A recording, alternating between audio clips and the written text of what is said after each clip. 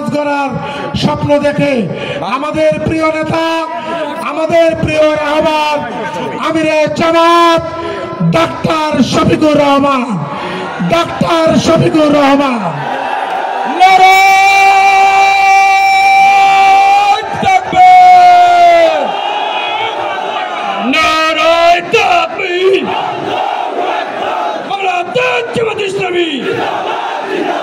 জিন্দাবাদ জিন্দাবাদ আমির জামাতের আগমন শুভেচ্ছায় স্বাগতম।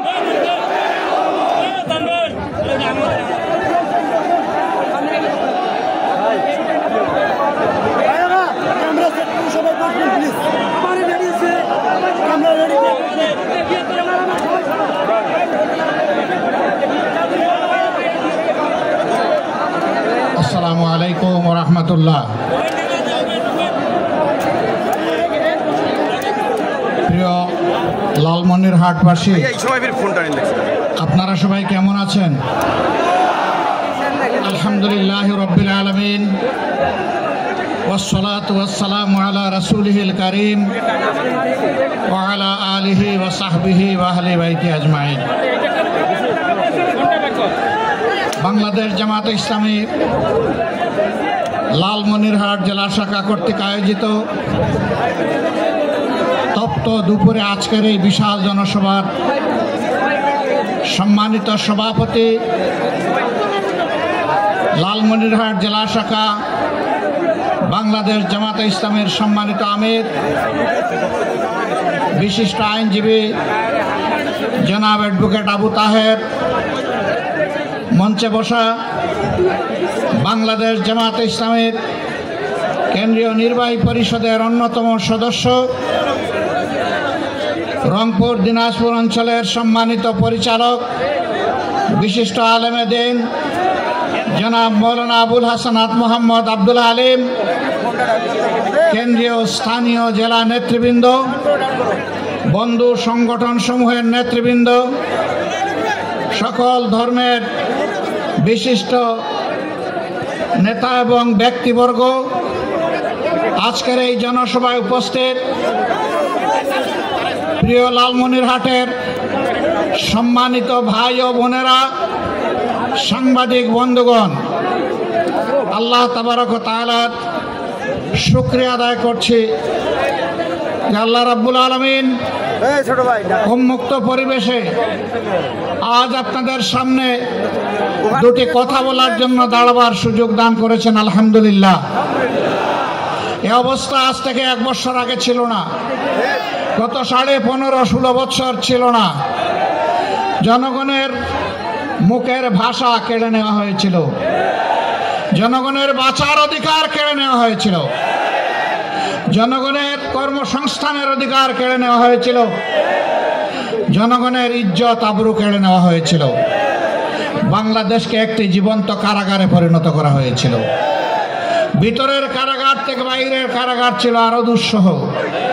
ভিতরের কারাগারে অন্তত নতুন করে মামলা দেওয়ার সুযোগ ছিল না। বাইরের কারাগারে থাকলেই প্রতিনিয়ত বিরোধী দলীয় নেতা কর্মী, আলিম উলামা, বিভিন্ন সম্প্রদায় ধর্মের লোকের বিরুদ্ধে অব্যাহত মামলা দেওয়া হয়েছে। তারা চেয়েছিলেন মামলা করে, হামলা করে, খুন করে, পঙ্গু করে, আয়না করে, বন্দি করে এই বাংলাদেশের মানুষের কণ্ঠকে স্তব্ধ করে দেবেন।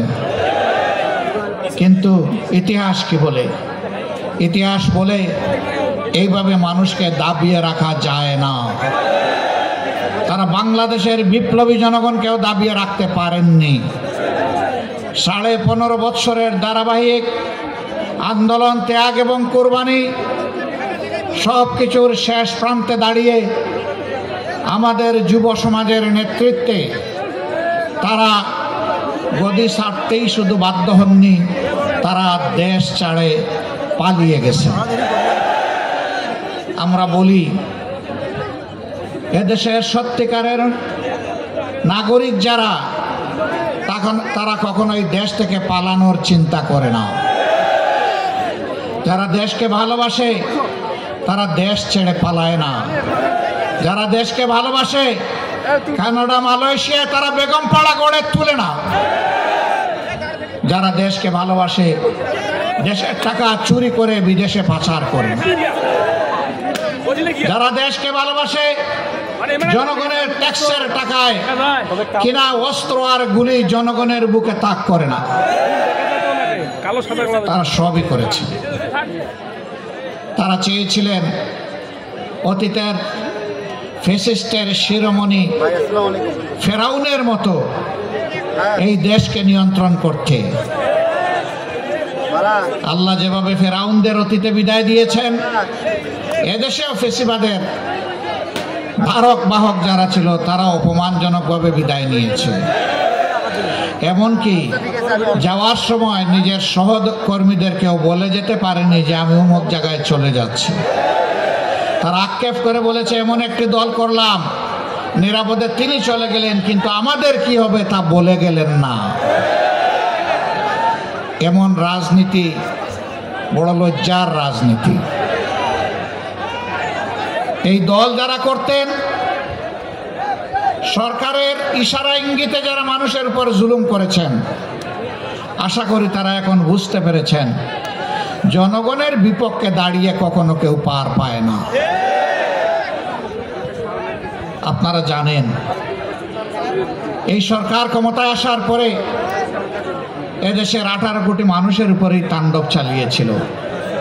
শুরু করেছিল জামাতে ইসলামীকে দিয়ে, তার আগে শুরু করেছিল সেনাবাহিনীকে দিয়ে, শেষ করেছে জামাতে ইসলামীকে দিয়ে। শুরু করেছে নেতৃবৃন্দের বিরুদ্ধে মিথ্যা মামলা দিয়ে, বন্দী করে, বিচারের নামে তামসা করে হত্যা করার মধ্য দিয়ে, আর শেষ করেছে জামাতে ইসলামীকে নিষিদ্ধ ঘোষণা করে। আজকে বাংলাদেশের জনগণের অন্তর থেকে কে নিষিদ্ধ হয়েছে? কে? জুড়ে বলেন। এখন তো আর বাপ বেটা দুপুরবেলা একই টেবিলে বসে খাবার খাচ্ছে, সেখান থেকে তাদেরকে ধরে নিয়ে বলেছে তারা রাষ্ট্রের বিরুদ্ধে ষড়যন্ত্র করছিল। সেই আশঙ্কা এখন তো নেই। তাহলে গলা ঝেড়েই বলুন এরা কারা? এরা ফ্যাসিস্ট। সম্মানিত ভাইয়েরা, ফ্যাসিবাদীদের পতন হয়েছে, কিন্তু ফ্যাসিবাদ এখনো বিদায় নেয় নাই। আমরা তো ফ্যাসিবাদীদেরও পতন চেয়েছি, ফ্যাসিবাদেরও পতন চেয়েছি। এই ফ্যাসিবাদের কুখাসলতগুলো এখনো বাংলাদেশে রয়ে গেছে। এখনো বাংলাদেশের মানুষ এক শ্রেণীর রাজনৈতিক কর্মী নামের যারা কলঙ্ক, তাদের হাতে এখনো নির্যাতিত হচ্ছে। রাস্তাঘাটে, ফুটপাতে, ব্যবসা প্রতিষ্ঠানে, মিল ফ্যাক্টরি, ইন্ডাস্ট্রিতে, পরিবহন সেক্টরে, সর্বত্র তারা ভয়াবহ চাঁদাবাজের তাণ্ডবে তারা অতিষ্ঠ। হ্যাঁ, ইতিমধ্যে জনগণ প্রতিরোধ করতে শুরু করেছে। জনগণের ধৈর্যের বাঁধ ভেঙে গেছে। আমরা এই সংগ্রামী জনগণকে অভিনন্দন জানাই এবং আশ্বস্ত করি, চাঁদাবাজ দখলদারদের বিরুদ্ধে আমরা একসাথে এগিয়ে যাব ইনশাআল্লাহ। আমরা এদেশের মানুষের নিরাপত্তা নিশ্চিত দেখতে চাই। রাষ্ট্রের এটি দায়িত্ব। এমন একটি রাষ্ট্র কাঠামো উপহার দেওয়ার জন্যে দায়িত্বশীল সৎ মানুষের বড় প্রয়োজন। বাংলাদেশ জামাতে ইসলামী যুগ যুগ ধরে সেই মানুষগুলাই তৈরি করার চেষ্টা করে যাচ্ছে। আমার প্রিয় সহকর্মী বলেছেন, আমরা 2001 থেকে 6 4 দলীয় সরকারের অংশ ছিলাম। সেখানে আমাদের 2 জন শীর্ষস্থানীয় নেতা, তারা 3টি মন্ত্রণালয়ের দায়িত্ব পালন করেছেন। তাদের বিরুদ্ধে হাজার জাতের মিথ্যা অভিযোগ দিয়েছে, কিন্তু তারা দুর্নীতি করেছেন এই প্রশ্ন উঠাতে পারেনি। দুর্বীক্ষণ অনুবীক্ষণ যন্ত্র দিয়েও কেউ তাদের ক্ষেত্রে কোনো দুর্নীতি খুঁজে পায়নি।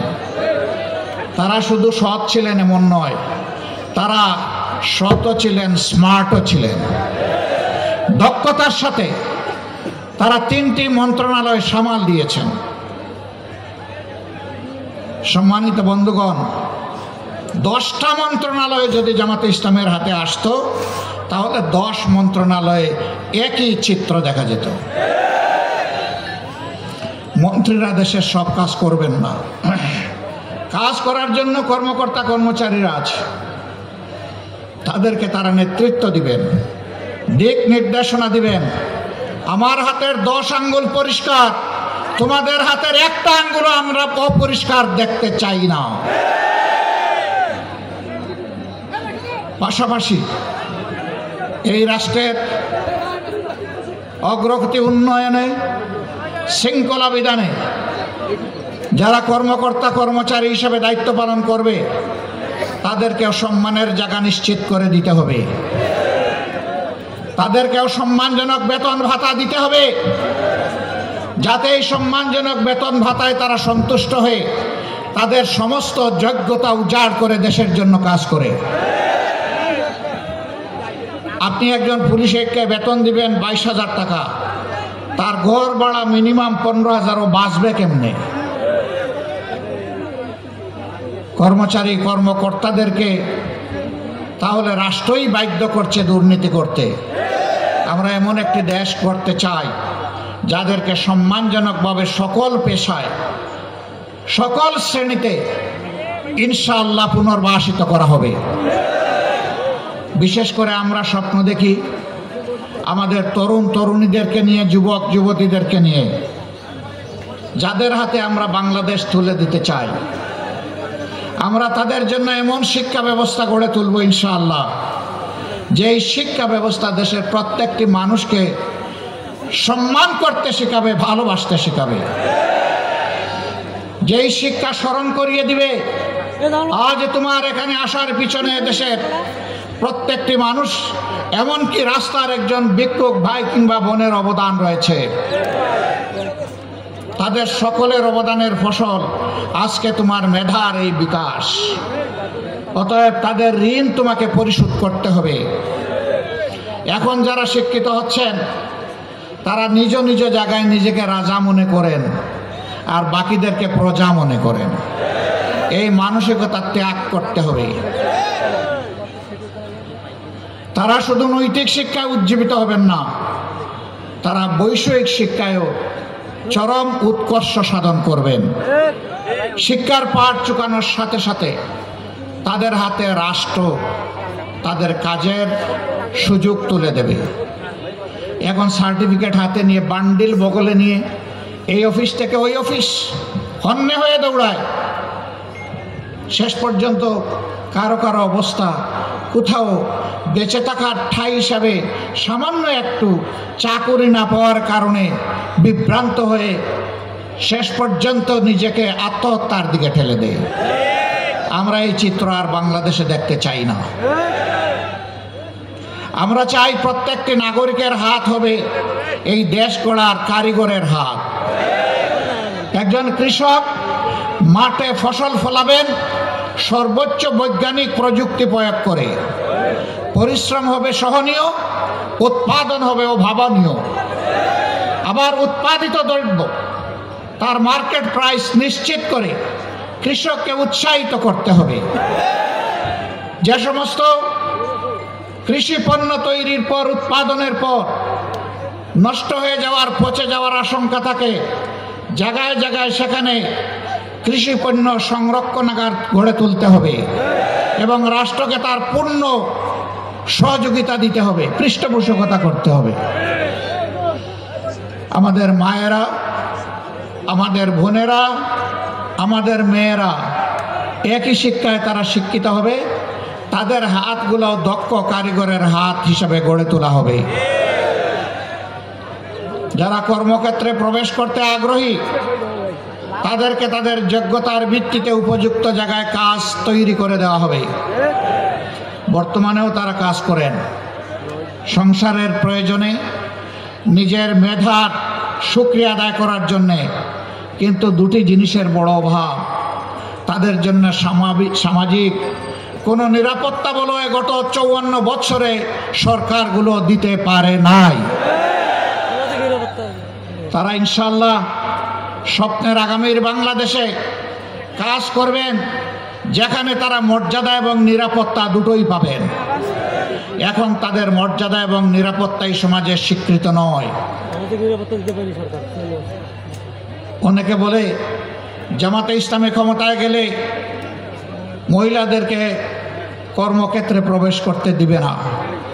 এটি সঠিক নয়। আল্লাহ রসুল সাল্লাল্লাহু আলাইহি সাল্লাম জীবনের সবচেয়ে কঠিন কাজ যুদ্ধে, সেখানেও নিজ স্ত্রীগণ এবং মহিলাদেরকে সুযোগ করে দিয়েছিলেন যুদ্ধ করার জন্যে। মহিলারা যদি যোদ্ধা হতে পারে তাহলে সমাজের কোন কাজটা তারা করতে পারবে না? আমি আগেই বলেছি, সম্মানও নিশ্চিত করা হবে, আবার নিরাপত্তাও তাদের জন্য নিশ্চিত করা হবে। এখন ঘর থেকে বের হলে অভিভাবকদের বুক দুরু দুরু করে কাঁপে যে সম্মান আর জীবন নিয়ে আমার মেয়ে, আমার মা, আমার বোন ঘর থেকে বের হয়েছে, একই সম্মান আর নিরাপত্তা নিয়ে আবার সে ঘরে ফিরে আসতে পারবে কিনা?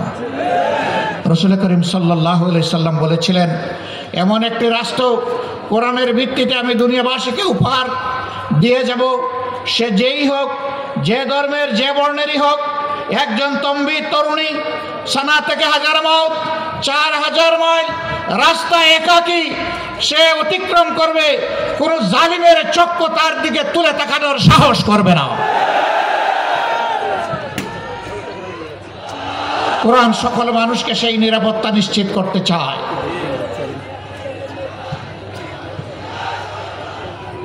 লালমনিরহাট জেলার সম্মানিত ভাই বোনেরা, কোরআনের এই নিরাপত্তা বলয় থেকে যুগ যুগ ধরে সুকৌশলে ষড়যন্ত্র করে এদেশের মানুষকে বঞ্চিত রাখা হয়েছে। এখন মানুষ জেগে উঠেছে। আজকে এখানে বসা অবস্থায় সনাতন ধর্মের একজন ভাই আমাকে একটা স্লিপ দিলেন। তিনি অনুরোধ করলেন, আপনি একটু বলবেন সনাতন ধর্মাবলম্বী আমরা যারা আছি তাদের জন্য যেন নিরাপত্তা আইন পাশ করা হয়। আমি আমার ভাইকে নিশ্চয়তা দিচ্ছি, কথায় নয় কাজে আমরা প্রমাণ করব, নিরাপত্তা সবাইকে দেওয়া হবে ইনশাআল্লাহ। আমাদের অতীত এবং বর্তমান কার্যকলাপ পর্যবেক্ষণ করুন। বিপদে আপনি আপনার পাশে আমাদেরকে পেয়েছেন, পাচ্ছেন, এবং আমরা আপনাদেরকে ওয়ারেন্টি দিচ্ছি, পাবেন ইনশাআল্লাহ। 5 তারিখের এই পরিবর্তনের পর একজন বন্ধু বলে গেছেন, আমরা পাশে দাঁড়িয়ে একজন চৌকিদার হিসেবে এই জাতির জন্য কাজ করেছি। আমরা আমাদের সহকর্মীদেরকে বলেছিলাম, জাতীয় জীবনের এই কঠিন মুহূর্তে আমাদেরকে কঠিন দায়িত্ব পালন করতে হবে। জানি ভারী বর্ষা, এও জানি কঠিন রোদ, এও জানি মশামাছি এবং পোকামাকড়ের উপদ্রব, এই কিছুকেই পাত্তা দেওয়া যাবে না। দিন রাত একাকার করে পাহারাদারের দায়িত্ব পালন করতে হবে। টানা 15 দিন আমরা জনগণের পাশে ছিলাম। আমরা যেমন মসজিদ পাহারা দিয়েছি, মন্দিরও পাহারা দিয়েছি, মঠও পাহারা দিয়েছি, আমরা চার্চও পাহারা দিয়েছি। কিন্তু আগামীতে এমন একটি দেশ চাই, কোনো প্রতিষ্ঠান পাহারা দেওয়ার প্রয়োজন হবে না। সমাজ এবং সরকার তার নিরাপত্তা নিশ্চিত করবে। সংখ্যালঘু সংখ্যাগুরু 53-54 বছর এই স্লোগান দিয়ে সমাজকে বিভক্ত করে, আমাদেরকে দুর্বল করে, আমাদেরকে মুখামুখি লাগিয়ে রাখা হয়েছিল। যারা সংখ্যালঘু বলে আমাদের ভাই বোনদের জন্য মায়া কান্না করছেন, আমি দেশবাসীকে আহ্বান জানাবো, গত ফ্যাসিস্ট আমলে রংপুরের মৎস্যপল্লীতে, দিনাজপুরের সাঁওতালপল্লীতে, ব্রাহ্মণবাড়িয়ার নাসিরনগরে, হিন্দুপল্লীতে কারা হামলা চালিয়েছিল, লুটপাট করেছিল, ভাঙচুর করেছিল, অগ্নিসংযোগ করেছিল, কারা গরু ছাগল চুরি করেছিল, আপনারা দেখার চেষ্টা করুন।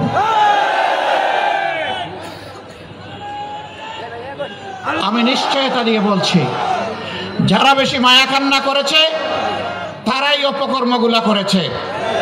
সারা বাংলাদেশের একই চিত্র। এরা আমাদের বিরুদ্ধে বিসর্গার করে। আমরা স্পষ্ট ভাষায় বলতে চাই, আমরা আল্লাহকে ভয় করি। আমরা কারে ভয় করি? যারা আল্লাহকে ভয় করে তাদের হাতে মানুষের জীবন, সম্পদ, ইজ্জত সম্পূর্ণ নিরাপদ। এই তিনটার পর কখনো আল্লাহকে যারা ভয় করে তাদের হাত পড়তে পারে না।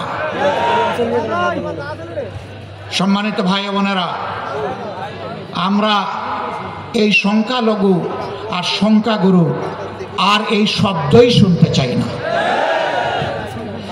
আমাদের পরিষ্কার বার্তা, এই দেশে যারা জন্মগ্রহণ করেছে আর এই দেশে নাগরিক হিসাবে যারা বসবাস করে তারা সকলেই এদেশের মর্যাদাবান গর্বিত নাগরিক।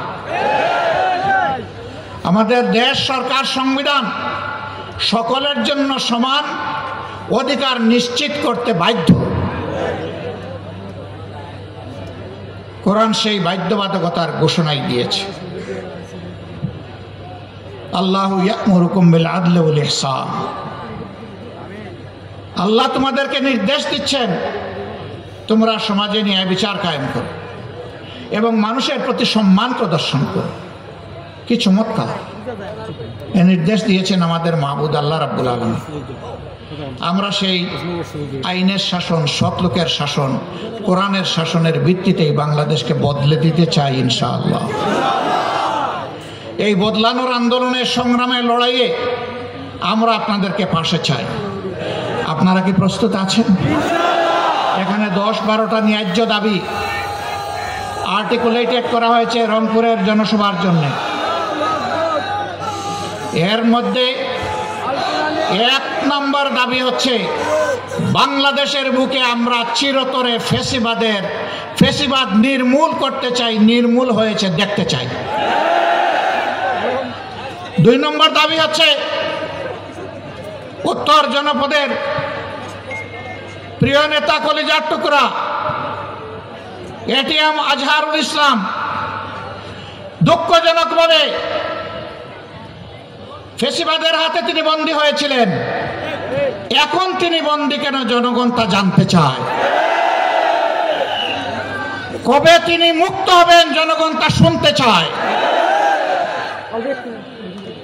আমরা অনুরোধ করব তার বিষয় নিয়ে কেউ ধানাই পানাই করবেন না। সসম্মানে আমাদের বুকে ফিরিয়ে দিন। বাকি জীবন অতীতের মতো তাকে জনগণের জন্য কাজ করতে দিন। আমার বিশ্বাস তিনি ফিরে আসলে আগামীর দুর্নীতি, দুঃশাসন মুক্ত বাংলাদেশের তিনি গড়ার ক্ষেত্রে নেতৃত্ব প্রদান করবেন ইনশাআল্লাহ। রংপুরে আমরা এখনো কোনো জনসভা করি নাই, কর্মী সম্মেলন করি নাই। রংপুরের আশপাশ আমরা ঘুরে বেড়াচ্ছি। আমরা মহান রবের দরবারে আকুতি জানাই, রাব্বুল আলামিন এই জায়গাটা বাকি রেখেছি আমাদের ভাইয়ের সাথে আমরা জনসভা করার জন্য। তুমি আশাটুকু আমাদের পূরণ করে দাও। এখানকার লোকেরা অনেকগুলো ন্যায্য দাবি জানিয়েছেন। আমরা জানি বাংলাদেশ থেকে এটি একটি দূরবর্তী এলাকা, বর্ডার এলাকা। এই বর্ডার এলাকায় এই কেবল 2-3 দিন আগে আমাদেরই এক সন্তান হাসিনুর রহমান, সে একজন অতি সাধারণ শ্রমিক মানুষ, 1 ভাই 1 বোনের সংসার। বাড়িতে এসেছিল 5 দিন আগে, গিয়েছিল গবাদি পশুর জন্য সীমান্তের কাছাকাছি একটু ঘাস কাটতে। সেখানে বুকের উপর পা রেখে ঠান্ডা মাথায় গুলি করে তাকে খুন করা হয়েছে। খুন করে তার লাশটি টেনে হেসড়ে ওপারে নিয়ে যাওয়া হয়েছে। আমি জিজ্ঞাসা করি, সে কি মানুষ ছিল না? যারা হত্যা করেছে ওরা কি মানুষ নয়? কিভাবে ঠান্ডা মাথায় তাহলে একটি মানুষকে তারা সীমান্ত পেরিয়ে এখানে এসে হত্যা করতে পারে? এটি তো একটি স্বাধীন দেশ।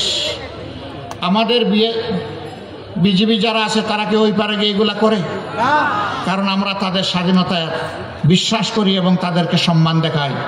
সেই সম্মানটুকু বাংলাদেশের জনগণের পাওয়ার অধিকার আছে। আমরা 53 বছর পাইনি। আমাদেরকে দাবিয়ে রাখা হয়েছে। আধিপত্যবাদের কালো ছায়া আমাদের ঘাড়ের উপরে ছিল। আমরা এর ছায়া আর দেখতে চাই না। ইন্ডিয়া আমাদের প্রতিবেশী দেশ। তাদের সাথে আমরা সম্প্রীতি এবং পারস্পরিক শ্রদ্ধা ও সমতার ভিত্তিতে আমরা প্রতিবেশী হিসাবে এখানে বসবাস করতে চাই। আমরা ভালো থাকলে তারা ভালো থাকবেন, আমাদের ভালো কেড়ে নিলে তারাও ভালো থাকবেন কিনা তাদেরকে চিন্তা করতে হবে। আমরা দেখতে চাই আমরা উভয়ে ভালো থাকব, সেই পরিবেশ ইন্ডিয়াকেই নিশ্চিত করতে হবে। আমাদের ন্যায্য অধিকারগুলো দিতে হবে। তিস্তার কারণে প্রতি বছর উত্তর জনপদের মানুষ বর্ষা মৌসুম আসলেই আতঙ্কে থাকে, কি হবে আজ আমাদের কপালে। তিস্তা পাড়ের অনেক মানুষ ভালো করে একটা ঘর বাড়িও তৈরি করে না, কারণ জানে বন্যার স্রোত তার তিস্তাতে ভাসিয়ে আমাদেরকে নিয়ে যাবে। এই দুঃখ মুছে যাক আমরা চাই। এই জন্যে তিস্তা মহাপরিকল্পনা কোনো ধরনের চক্রাঙ্গানোর তোয়াক্কা না করে, গড়িমাসি না করে অবিলম্বে তা বাস্তবায়ন করতে হবে। ব্রিটিশ আমল থেকে এখানে এয়ারপোর্ট ছিল, এখন মৃত্যুবরণ করে পড়ে আছে। আমরা বলি এই এয়ারপোর্টকে জীবন দিতে হবে। এখানে এরোস্পেস ইউনিভার্সিটির টেম্পোরারি ক্যাম্পাস চলছে। একজন বলেছেন আমরা শুনতে পাচ্ছি এই এলাকার মানুষকে বঞ্চিত করে এটা অন্যত্র সরিয়ে নেওয়া হবে। আমরা বলি আগে যারা করেছে তারা চিন্তা ভাবনা করেই এখানে করেছে, অতএব এটা যেন এই জায়গা থেকে কোথাও সরে না যায়। আরও 3টা দরকার হলে আপনারা গড়ে তুলুন, কিন্তু এইটা সরানো চলবে না। তার পাশাপাশি এখানে স্থায়ী ক্যাম্পাস গড়ে তুলতে হবে। আর অস্থায়ী ক্যাম্পাসের চলুক এইটাও জনগণ দেখতে চায় না, কারণ অস্থায়ী থাকলে সবসময় একটা আতঙ্ক থাকবে, কখন জানি এটা হাইজ্যাক হয়ে যায়। আমরা এই জন্য অতি দ্রুত স্থায়ী ক্যাম্পাস গড়ে তোলা হয়েছে তা আমরা দেখতে চাই। সম্মানিত ভাইয়েরা, এই এলাকা কৃষি প্রধান এলাকা। এখানে দাবি করা হয়েছে শিল্প কারখানা গড়ে তোলার জন্য শিল্পজন প্রতিষ্ঠা করার। আমি বলবো হ্যাঁ, সেই শিল্প কারখানাটা হোক অ্যাগ্রো বেসড ইন্ডাস্ট্রি। এখানে অ্যাগ্রো ইউনিভার্সিটি গড়ে তোলা উচিত, যাতে এই এলাকার মানুষ তাদের মেধারও বিকাশ ঘটাবে, আবার জমিতেও তারা সোনা ফলাবে, দক্ষতা অর্জন করবে, তারা দেশ এবং জাতিকে ভালো কিছু উপহার দেবে। এই জন্য এখানে একটা অ্যাগ্রো বেসড ইউনিভার্সিটি হওয়া উচিত। মেডিকেল কলেজ জেলায় জেলায় করলে ভালো, কিন্তু না করলে জনগণের স্বাস্থ্যসেবা নিশ্চিত করার জন্যে অবশ্যই মানসম্মত হাসপাতাল থাকতেই হবে এখানে। তা এখন নেই। এখানে যাদেরকে পোস্টিং দেওয়া হয় ঢাকা থেকে দূরে, তাদের যান ঢাকায় থাকে আর দেহ থাকে লালমনিরহাট। তারা অনেকে নিয়মিত আসেন না, আর আসলে শুধু গড়ি দেখতে থাকেন কখন টাইম শেষ হোক। এরকম করে মানুষকে সেবা দেওয়া যায় না। সেবার টেকসই পরিবেশ নিশ্চিত করতে হবে। দরকার হয় চিকিৎসক, technocrat, technologist, nurse, ancillary staff যারা আছে তাদের জন্য এখানে কর্ম পরিবেশ নিশ্চিত করতে হবে, যাতে তারা এখানে সন্তুষ্ট চিত্ত থেকে মানুষকে সন্তুষ্ট মনে দায়িত্ব পালন করে তারা সেবা দিতে পারে। সম্মানিত বন্ধুগণ, রাষ্ট্রের অনেক সমস্যা, আপনাদেরও অনেক সমস্যা। এই সমস্যাগুলো যারা সৃষ্টি করেছিল, ক্ষমতাকে খিয়াফত পর্যন্ত টিকিয়ে রাখার জন্য যারা একেবারেই বেপরোয়া হয়ে উঠেছিল, মানুষের জীবন যাদের কাছে কোনো জীবনই ছিল না, ক্ষমতার শেষ প্রান্তে তারা নিজেদের ক্ষমতা ধরে রাখতে সরাসরি স্পষ্ট দিবালুকে মানুষের বুকে গুলি ছুড়ে হাজার হাজার মানুষকে তারা খুন করেছে। 15.5 বছর তারা খুন করেছে, গুম করে আয়না করে বন্দি করে রেখেছে। 24,000-এর ঊর্ধ্বে মানুষকে জীবনের তরে পঙ্গু করে দিয়েছে।